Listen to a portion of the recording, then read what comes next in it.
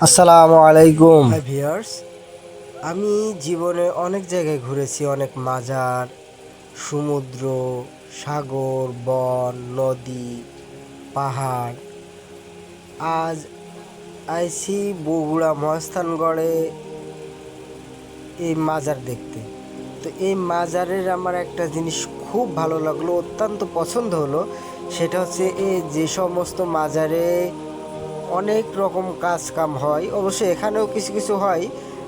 কেউ কেউ ওই যে দূরের বাজারের বাইরের ওখানে বসে ওখানে গাঁজা টাজা খায়, সে কথা ভিন্ন। কিন্তু মাজারের এরিয়ার ভিতরে সুন্দর একটা করেছে, সুন্দর একটা নিয়ম করেছে তারা। এবং সেটা তারা এটা মাইকে বাজাচ্ছে যে মাজারের ভিতরে কেউ যেন সেজদা না দেয়, মানে শিরিক মুক্ত রাখার জন্য সুন্দর একটা পদক্ষেপ তারা নিয়েছে। তো আমি সেটা আপনাদেরকে শোনাচ্ছি।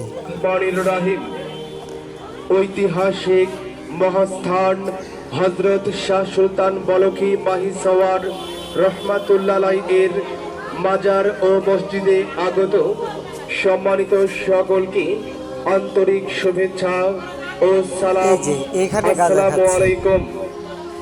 সম্মানিত সকলের জ্ঞাতার্থে জানানো যাচ্ছে যে মহাস্থান মসজিদের উন্নয়ন কল্পে আপনাদের দানের টাকা পয়সা কারো হাতে না দিয়ে সরাসরি নিজ হাতে মাজার মসজিদের নির্ধারিত দান বাক্সে ফেলে দেন। সেই সাথে মাজার মসজিদের পবিত্রতা রক্ষা করুন এবং সে বেদাত থেকে দূরে থাকুন। কোনো অবস্থায় মাজারকে উদ্দেশ্য করে সিজদা করা যাবে না এবং আগরবাতি, মোমবাতি ও গোলাপ জল ক্রয় করিবেন না। আদেশক্রমে জেলা প্রশাসক বগুড়া ও সভাপতি মহাস্থান মাজার মসজিদ।